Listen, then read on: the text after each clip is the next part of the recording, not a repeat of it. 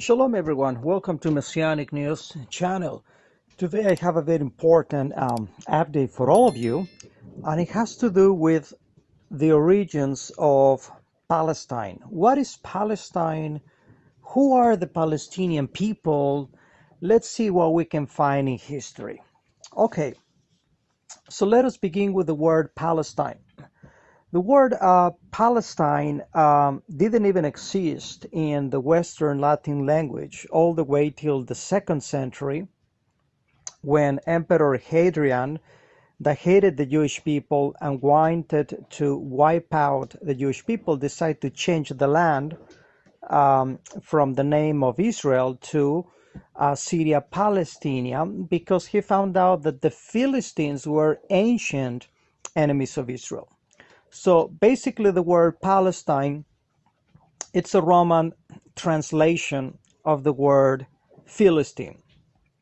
Okay, so now the modern Palestinians, they claim that some of them, that they come from the ancient Canaanites that used to live in the land of Israel 4,000 years ago. This is an absolute lie. The Canaanites spoke a language almost identical to Hebrew. They didn't speak Arabic. And their DNA was completely different. Their color of the skin, everything. They had nothing in common with modern Palestinians that are Arabic. Okay.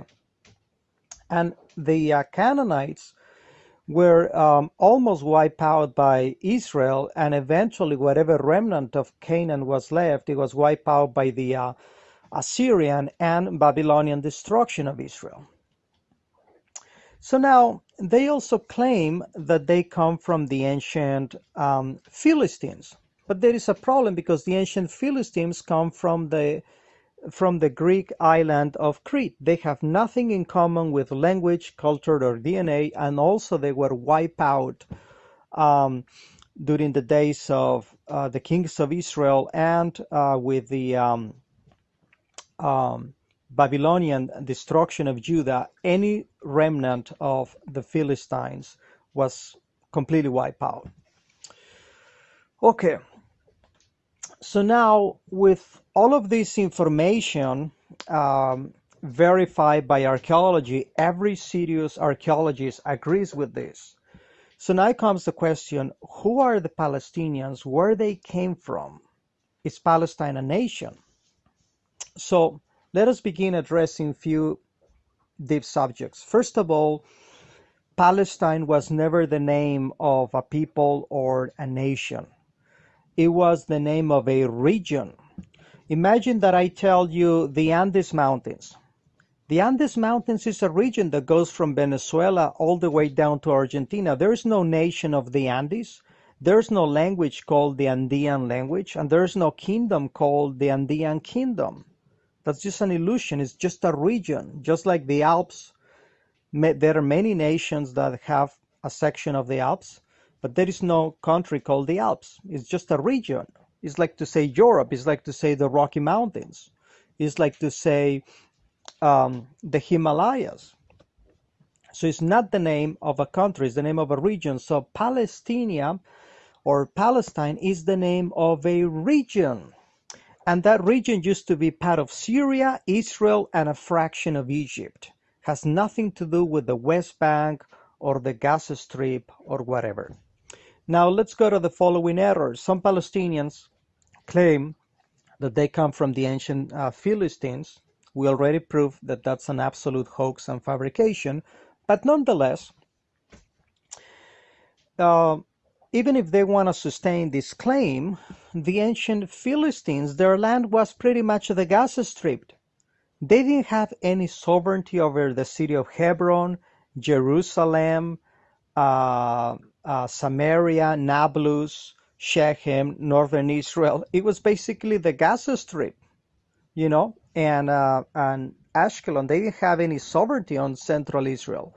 That's another hoax that they cannot even resolve or explain till this very day, because their argument is based on a lie. Now let's go to Arabic testimonials. The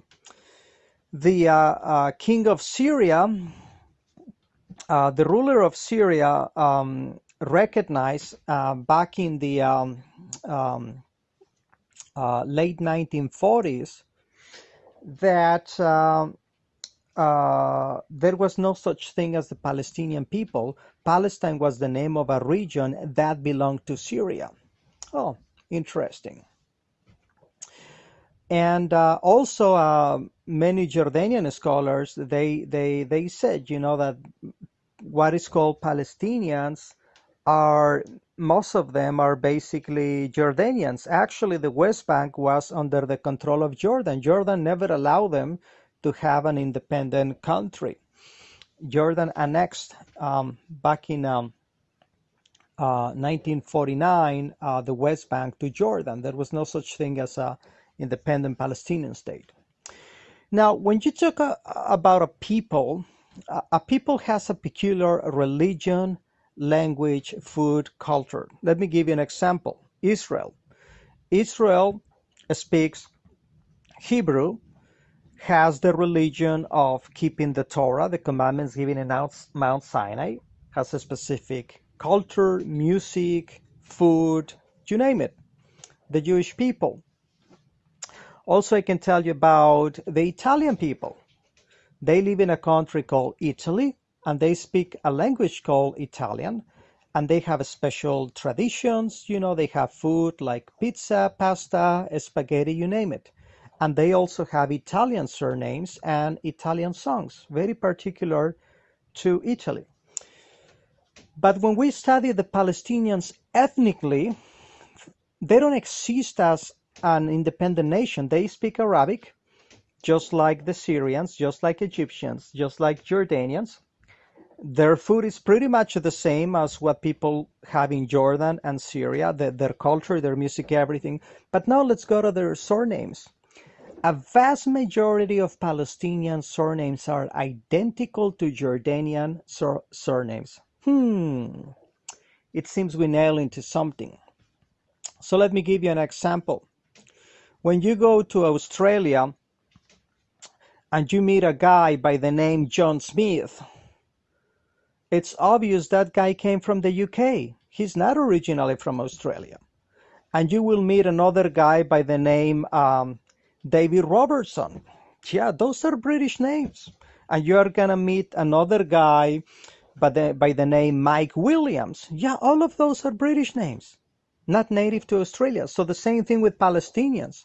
Hussein and a lot of surnames you find in amongst the Palestinian people are identical to Jordanian. If we go into DNA, they are also almost identical. So what's happening? Why some Palestinians are in Israel and some in Jordan? What's happening here? Well, you need a little historical background. The land of Israel was almost deserted. There was Arab presence in the 7th century when they butchered and raped and pillaged a lot of people, Jewish and Christian communities, and they established Islam. But those guys were not Palestinians. They were part of different Arabic caliphates. And eventually the land was conquered by the Crusaders, European Crusaders that conquered the land for 2 centuries. And then it came the Ottomans, who were actually Turks. They were not even Arabs. So when the Turks were defeated, England took possession, or United Kingdom took possession of Israel, Jordan, and Egypt. And they promised the Arabs to give them nations. Actually, it's part of a British courtesy that the Egyptians have a territory and they are not slaves of the Turks anymore. And the same the Jordanians, and the same the Syrians, and the same the Saudis, because they were all slaves of the Turks back then. So most of the Arabs were extremely poor. And when we come to the late 1800s, the land was barren, was desolate, was almost desolate. And then there was a big Jewish migration, even though there has been always Jews in the land in the last 4,000 years almost. And these Jews that were coming from Europe brought equipment, they brought technology, they brought agriculture, so the land began to flourish, and as Arabic nations were sinking into deep poverty, there was a big Arabic migration from Jordan, from Egypt, from Lebanon, from Syria in the late 1800s. So I'm not saying all, but most Palestinians are part of that migration. And while they were starving in Arabic lands, the Jews brought prosperity and agriculture and development in the late 1800s, and they wanted to do business with the Jews. So they found prosperity with the Jews, and a lot of Arabs immigrated. And then later on, these very Arabs that immigrated from Egypt and Jordan and all of these countries want a nation, and they call themselves the Palestinians, when in reality most of them are Jordanians and Egyptians. Actually, Arafat, a big Palestinian leader, he was not even Palestinian. He was actually from Egypt. So the irony of all of this deal is that most of these people in the Middle East, they were slaves of the Turkish Empire, Ottoman Empire, and they didn't have any land. They were extremely poor. They were slaves to the Turks. So it's actually courtesy of the British Empire that now they have a land, and actually they should thank the Jewish people. It's courtesy of the Jewish people that the Jews fought the British and actually kicked them out, out of the Middle East for good. So this is the irony. Now, let us look at the word Palestine. The word Palestine, ironically, is not even an Arabic word. Where did it come from? It's actually a Hebrew word. Oh. So why in the world, if you claim to be a Muslim Arab nationalist, name your country with a Hebrew word? Just imagine that you are Italian nationalist and you name your country with a German name. Wouldn't that be very odd?